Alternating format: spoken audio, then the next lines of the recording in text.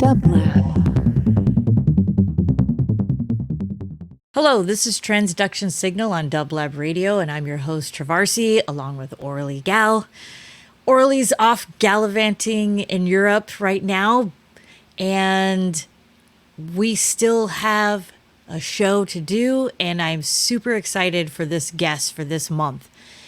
So join us every month on DubLab Radio for Transduction Signal. Our guest is a featured artist. They'll share their performance, followed by a short breakdown of their setup. We'll talk about their music, what's happening in their lives, and their journey of just being live artists. And this month, I have the honor to have Richard Easel. Hi. Hey, Richard. Thanks for having me. Thank you for coming on. I'm doing great. How are you? Yeah, great. Thank you. Thank you so much for coming on the show. I have been following your music. We've had an opportunity to play together in Berlin. And yeah, you've been a big inspiration. I have lots of questions for you. But before we, get into all that, I want to play your videos so people can experience your music as well. Do you have anything you want to say about it before we kick it off? No, we can go. Let's jump to the performance. Awesome. All right, then. With that, just mute up, and here we go.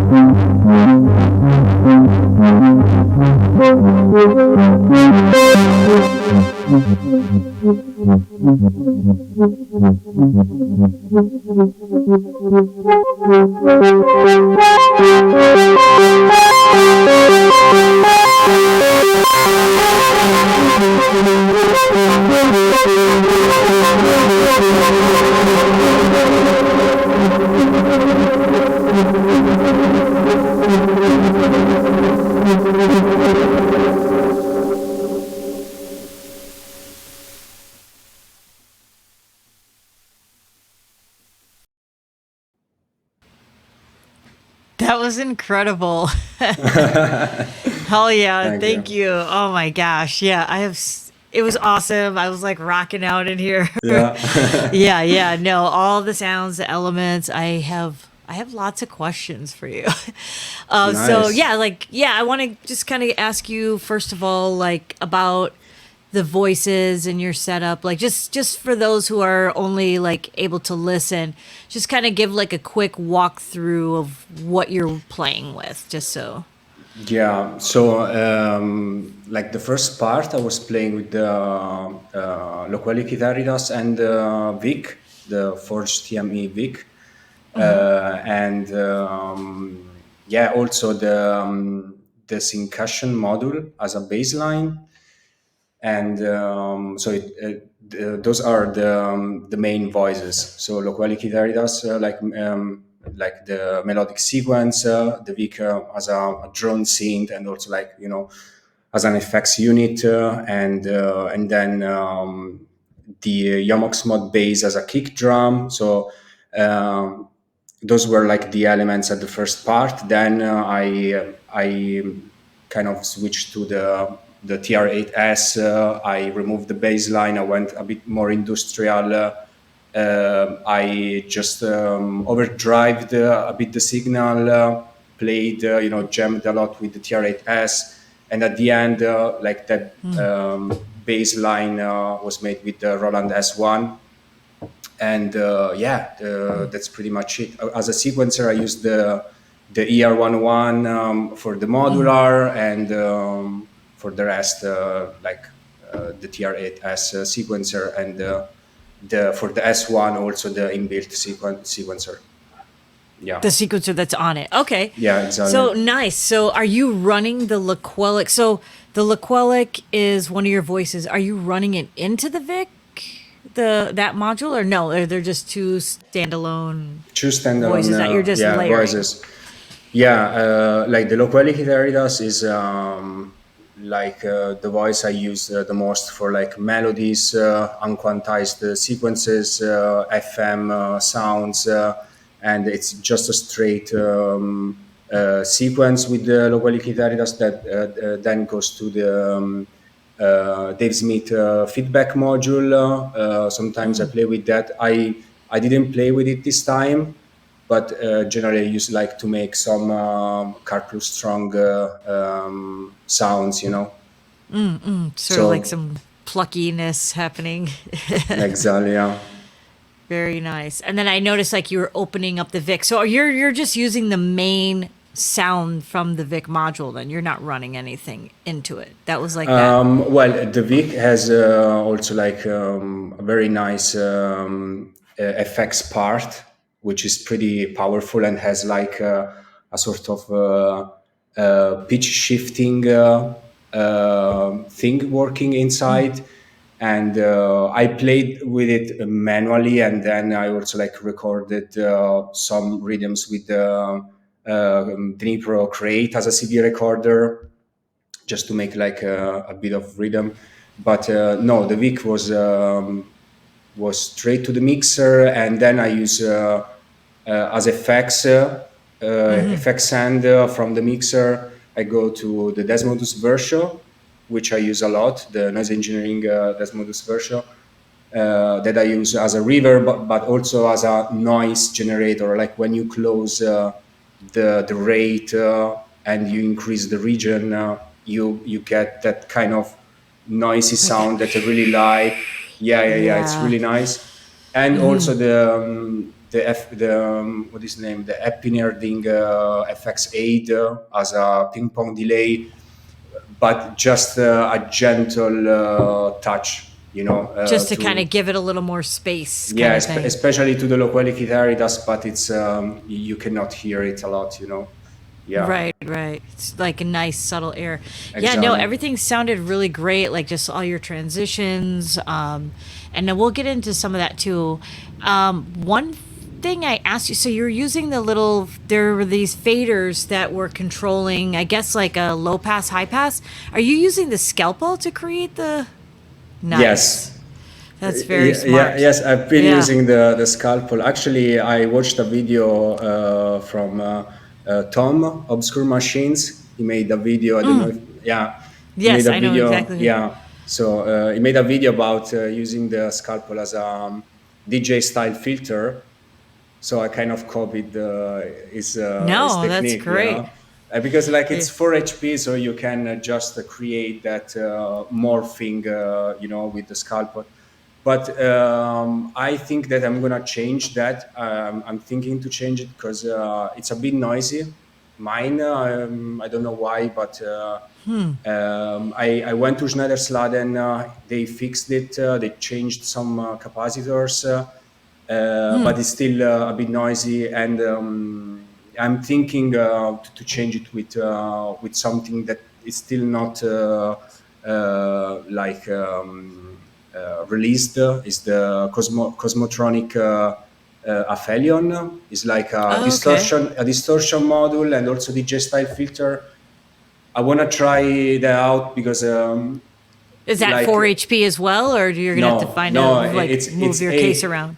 it's 8 HPs, yes, and I'm Okay. also kind of rearranging some stuff in the to improve like something that I don't really like, but was okay until now. Yeah, Nice. I have, that's the nature of all of it, right? Is the exactly. modular. So like, I really want to stress for those who are just, who will be, the listening aspect of this. Your case is only it's the 84 HP IntelliGel. So that's like 2 rows, just so people understand, that's like two It's rows yeah, of modules and then one U up top. And I it's really it's commend you because you do a 104, lot. Oh, is it 104? Okay. 104, It, yes. okay. Well, it's still the small footprint. You know what I mean? Like, all for what you're doing. Like, it's just, that's, Yeah. yes, your sets sound very full. Yeah. And so how is that going using the TR8S? I've noticed that when I've watched some of your videos on YouTube, it seems to have been a journey of you switching like your core. I've seen you use what, the Exactly. Digitac 2, I think. I can't Yeah. remember what you used Uh, before, but I used the Beatstep Pro that's before. right. I had only Beatstep Pro and some Pico drums in the modular system, because I also used the Yomox bot bass as a kick drum and the Ericas in cymbals for hi-hats or percussions. So I was okay with using two Pico drums, but you are very limited, as you can imagine, because of like effects. If you want to put some effects or like change a bit the sounds, you are very limited. And also like the Beatstep Pro actually is I think that as a drum sequencer is very good. Also like because I like to record the stuff while I'm playing, like just press the pads and record the drum pattern. And the Beatstep Pro is really nice for that, but it's also very limited for other stuff. So I wanted to try the Digitact because I mean, I used to have like the analog rhythm and also the analog git like many years ago, but I never been a big fan of Electron. But it's here in Okay. Berlin, like in general, it's a very like A lot I of don't know. people use it. Like, It I for has myself it has use a it, great but reputation, and they make very great machines. So I wanted to give it a try, and I mean it's amazing. I really love that you can do so many stuff. But for performances, like when I played live to like in like to gigs, I struggled a bit. It was too much, and especially if you think coming from the Beatstep Pro and two Pico drums to the Digitac 2, it's it's completely different, and I was kind of overwhelmed, and so in I what sense? Like, did it have too many options to do something, or was it like yeah, too many options. Also, just like okay? 16 tracks. I think it's a lot, and the point is that my main instrument should be the modular, and the drum machine has to be used only for like drums. And I think the Digitac 2 was I don't know. I was kind of shifting like the music I was making to a direction that I didn't want to take, and also like when I was playing live and changing the patterns, I didn't know exactly. I didn't remember everything where I put like the sounds. I tried to follow a structure, like the kick drum to the first track and the clap. I tried to follow a structure, but Right, right. 16 tracks are a lot, and So you're so like, did you put that weird little sound on track 4 or track 5? Like, that's what you found yourself maybe questioning. exactly, yeah. I think that it's a great machine, but like with the TR8S, I think it's more direct when you play. It's faster to just, if you want to mute, or you don't need to mute. You just need to, you have the faders. You can just turn down the fader. It's less complex, but it's still a very great machine. I also don't like to use like my own samples, like to record the samples, and then I like the TR8S also because it has like so many kits, and also the structure of the drum machine is simpler. You have kits and patterns. The structure of the Digital 2 is way bigger. You have, I don't know, sound pools, and you have projects and banks. I don't know. There are so many things inside that I probably, because like it was like the first time, with the Electron, maybe you have to get into the zone. Like the workflow and all that stuff. Exactly. Yes. Yeah, it can get pretty deep. But I do like how you were using the TR8S and the fact that you were just kind of programming your drums on the fly, and it seems a little more tactile for you. Do you tend to stick with like one kit, or do you make or use a bunch of different kits? Just in general, like if you're playing like a long set, for example, like. Yeah, I use more kits, but very similar. Just change probably some sounds, but like I don't know, mainly 909 sounds. But then I also use it to control the Yomox mod bass, the cymbals. So the structure is always the same, and I use the colors as a reference. So like if it's like purple, I use the purple for like a synth sound or like an FM sound. I use that color. For the others, like I have other colors, like for white, the white I use it for when like sending the signals to the Eurorack, and Gotcha. that color thing is helpful. It's very When you helpful. so when you say control, so just so people follow, so you have the sequencer, the ER101, which is like your sequencer, like your melodic sequencer. But when you say control the cymbals and the kick drum with the TR8S, are you sending triggers from different tracks, and that's and you're triggering your. Oh, okay. The TR8S, because you have like assignable outs that can work as an audio or trigger out. So I assigned like 3 outs for the drum modules. Yeah. Okay.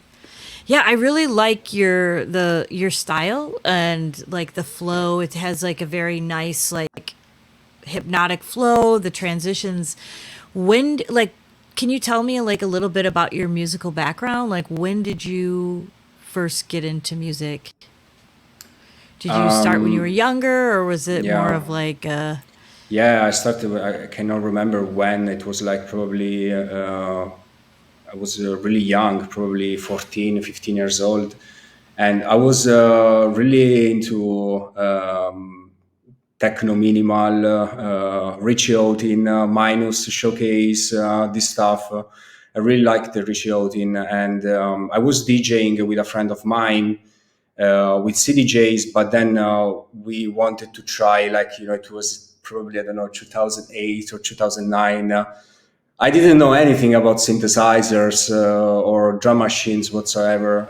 So the right? only when I saw like Richie Houghton when I was like 15 or 16 the first time in Italy, I don't know. I really wanted to get into like that that technology. So Right. we decided to switch to like controllers. We had 2X1 with the Tractor Pro for decks, and we also bought the Native Instruments machine, the Mark One, and we were using it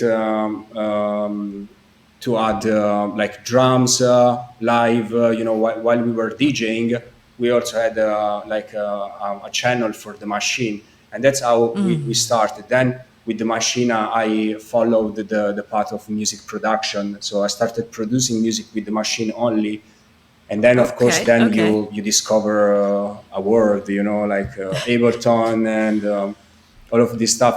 So in that period then kind of lost the live performance thing. I was Right. DJing but also adding some other stuff, and I focused on music production and DJing. And yeah, that's basically like It yeah, started pulling you into the world of the hardware. synthesizers, exactly, modular, exactly, yes. Right. Okay, Yeah. so just so everybody kind of knows, like, so when I met you, you're in Berlin, you live in Berlin, but you're from Italy. What part of Italy are you from? I'm from the center of Italy. It's near Rome. Okay, okay. Yeah, and yes, and then like after university, I moved to UK in Manchester, and there I got more into music, and like I was making mainly electro music and DJing, and then I decided to move to Berlin. Yeah, like probably 1 or 2 years before COVID. Oh wow. Okay, okay. Yeah. So did you so if do you do music full time, or is it something that you do like a part-time passion? No, actually, I have a full-time job unrelated to music. When I was younger, I really wanted to, to make a living with music. But then, like with COVID, my life has changed, and so I have other things in my life, and that is also why I'm performing with only with the modular now. So I stopped making music, producing. I stopped DJing, and I wanted to find like a faster way to make music, to have fun. That you could just turn on the your gears and start doing music, ready to go, basically. Just start hit record and just that's what Exactly. it is. Yeah. Yes, I've really enjoyed, like I said, your YouTube channel, and we'll leave that in the description as well so people can check that out. Aside from meeting you in Berlin, but then I just started always watching your YouTube, and they're very inspiring because you're just kind of going through the flow, and just recording your jams. Have you ever thought about now that you have this habit of like being able to just kind of record and do like a live thing on YouTube, recording like just doing like a 2 track? Oh, I'm gonna record a song, for example, and just release. Have you thought about that, or is it more just No, it is something I did in the past. Like when I was making music, I just hit record, and using my modular. I didn't have like this kind of setup. It was like other stuff. I also had a Buchla. So I was just recording and put the stuff on Ableton Live, and then just rearrange the track.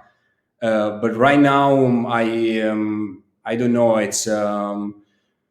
I'm not doing this like making music because it's very time consuming. Even if you record the stuff with the synthesizers, for me personally, to arrange a track, and then there's like a structure that I used to follow, right? and in the end, I just like to record and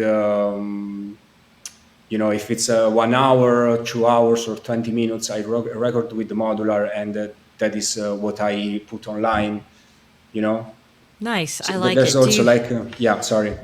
No, no, no. I was just gonna say, do you find it a little more liberating that you're not holding yourself to be like, I have to release, Absolutely. 10 tracks, or like, No, absolutely, absolutely. yeah. Also, because the relationship I had with labels, okay, with some of them I had a good relation.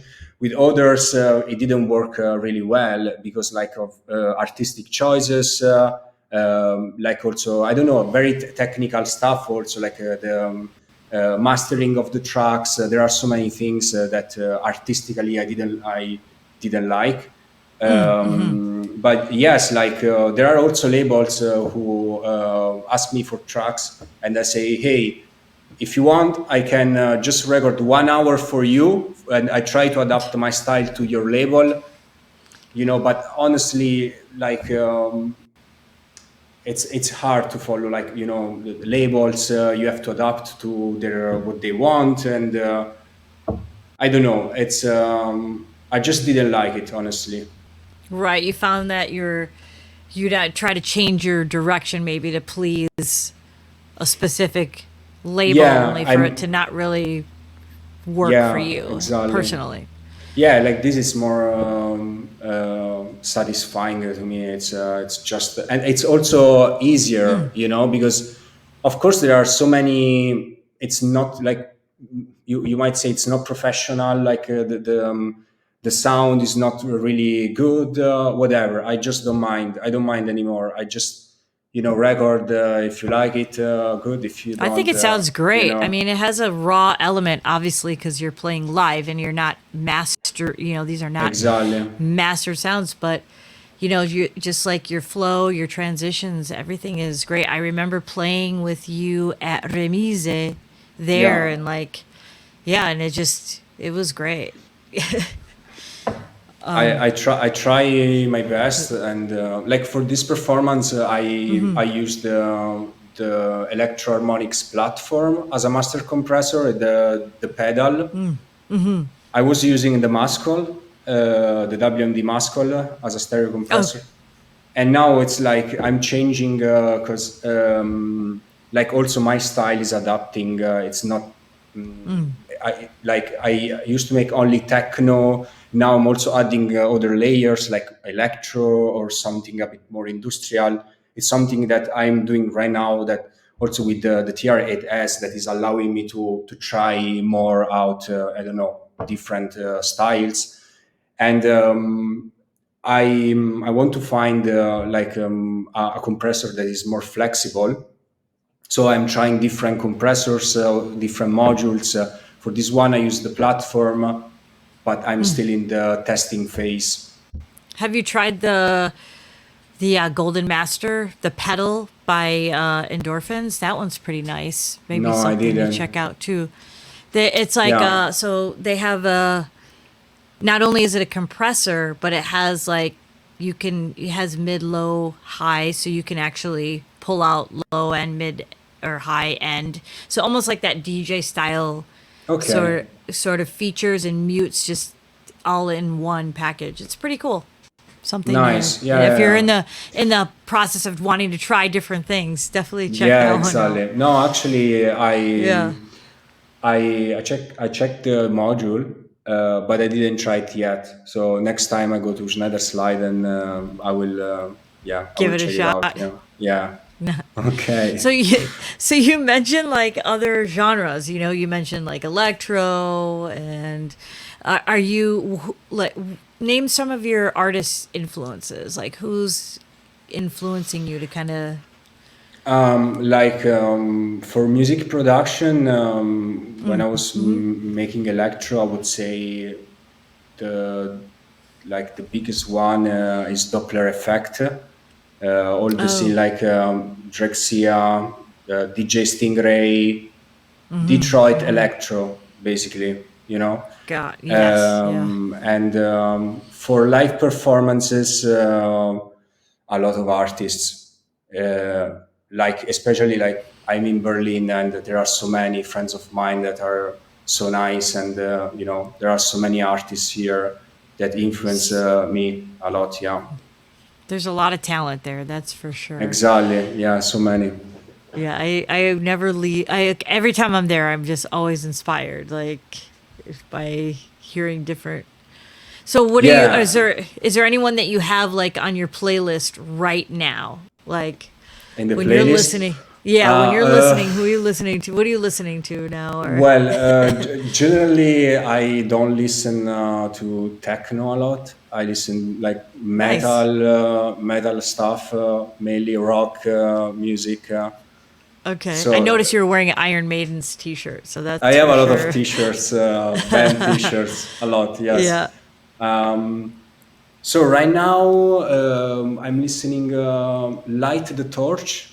I think it's the Okay. name of the band. Also, well, I went to Tool concert here in Berlin a month or 2 months ago. Also, I'm getting again into Marilyn Manson, who's releasing new music, and maybe one or two that makes like techno is Fangarm. I played with Fangarm 1 month ago, and How was that? it was amazing. I mean, Yeah. we didn't have like a rehearsal, like we didn't try before the performance. Oh, like a sound check. You We just didn't have anything, no sound check. Like we know each other, we are friends, but we never like met together to to try to understand what to do. We just went right. there, and actually I sent him a message saying, "Hey, shall we meet one day?" And he said, "No, it's just techno. Let's go." But I Just really feed off each other in the moment, right? Like just go exactly, for it. and I really like that approach, that philosophy. Just go there and so Yes. but his style is so nice. I mean, his music, he makes industrial music, and is just something else completely. So you Yeah. felt like you guys had a good synergy playing together. Yes, Yes. I Yeah, think yeah. yes. Yeah, absolutely. I can say yes because I also played with other artists, and like this one was special. Probably the only thing was the audio. Okay, that Okay. because we were running everything in a mixer, like an Allenit X1 mixer, and his music was so loud, and but loud in a good way. Okay, Right. and when I checked his channels, he had like all the knobs turned fully clockwise, like the high Just all the way mid peaked out. area. It was like all red, Right. and I was like. But it sounded so good, also because I Yeah. recorded the set and then I re-listened, check the audio with Ableton. I do some kind of post audio processing, when I record the Right, stuff, right. and my music didn't sound so good. It was like that was the difference because we have different styles.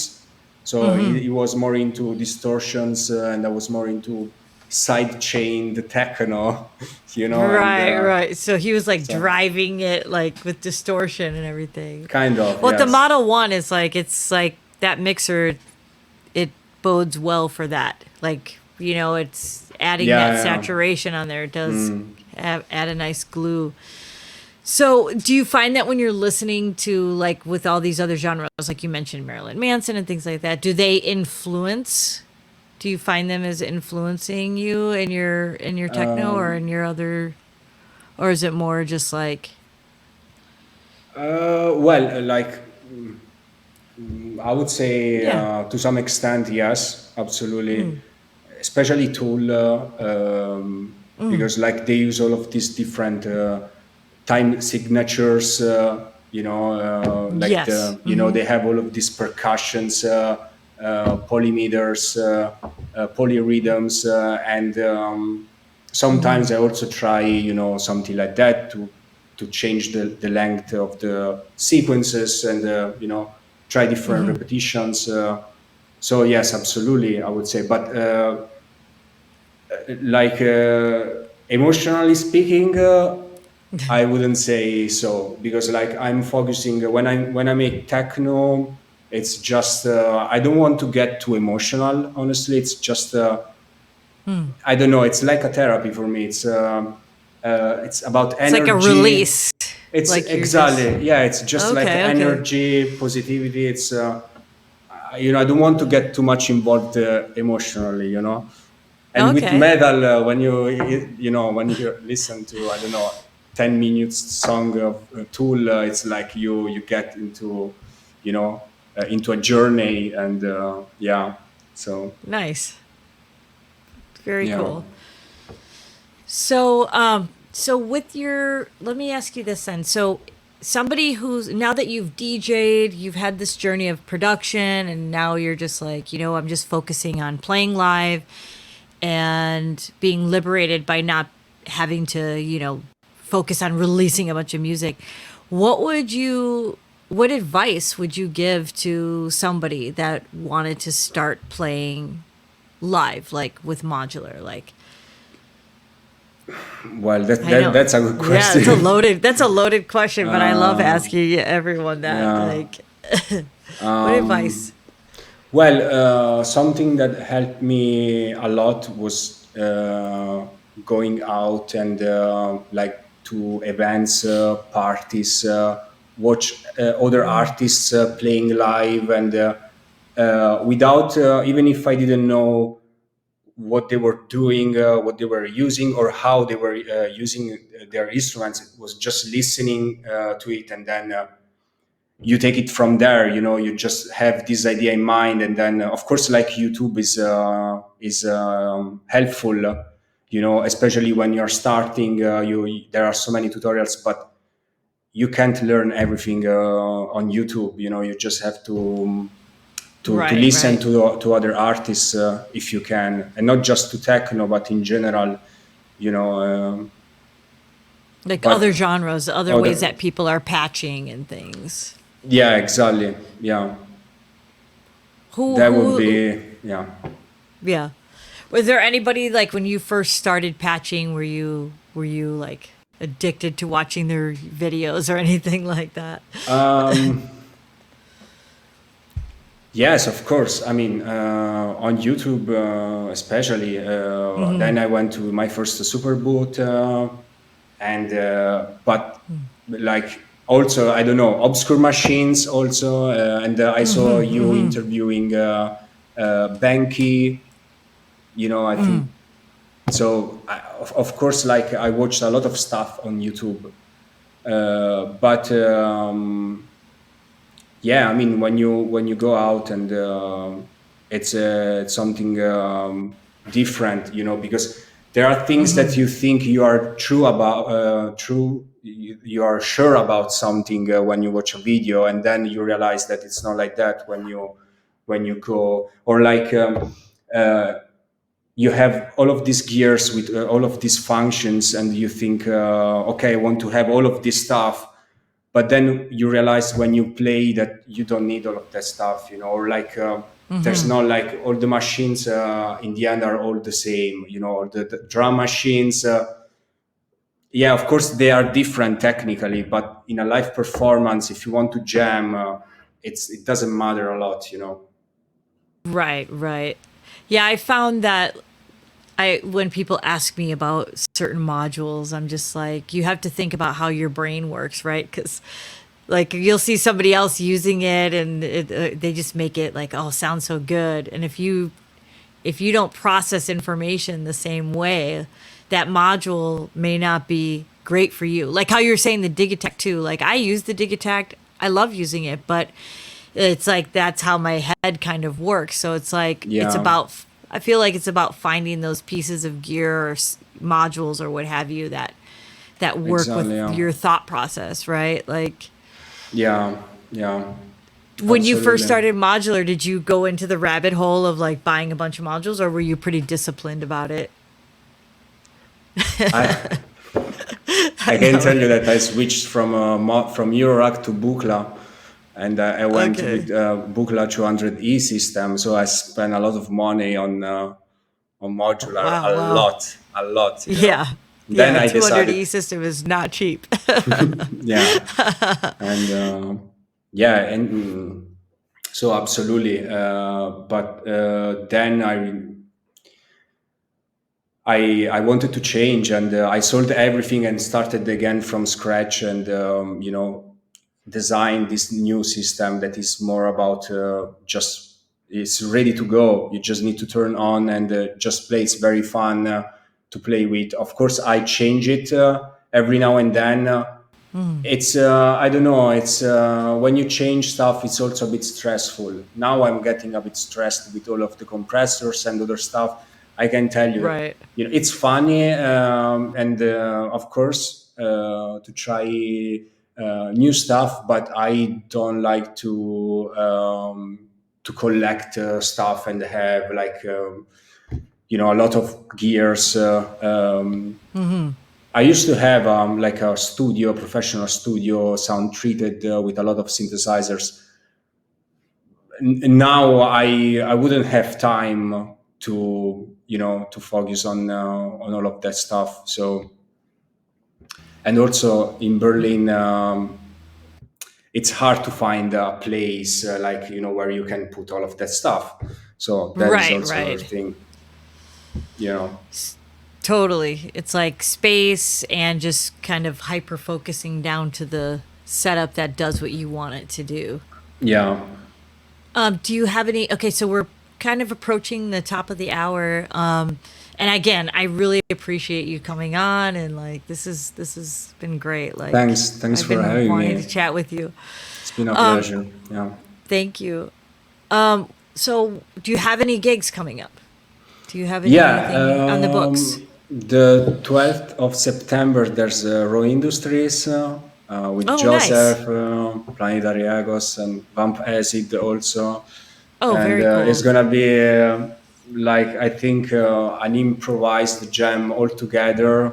So Oh, wow. Joseph called the performance like a 10 hands, I think. battle of The machines, something battle. Okay. battle of Oh, machines. okay. So, so that Very would cool. be for September, and then October slash November also other gigs. Very Maybe cool. also in Italy. It's not sure, 100% sure, but for now the 12th of September in Berlin with Roy Industries. Nice. For those who Those are in guys, Berlin, love those guys. yeah, That's, yeah. yeah, that's awesome. Well, Richard, thank you again so much for My being here pleasure. again. I really appreciate it. Thank you for coming Yeah, me on. too. This is Transduction Signal. I'm your host, Trovarsi, along with Orly Gal. This is Richard Easel here, and join us again next month. Take care. Thank you. Bye bye.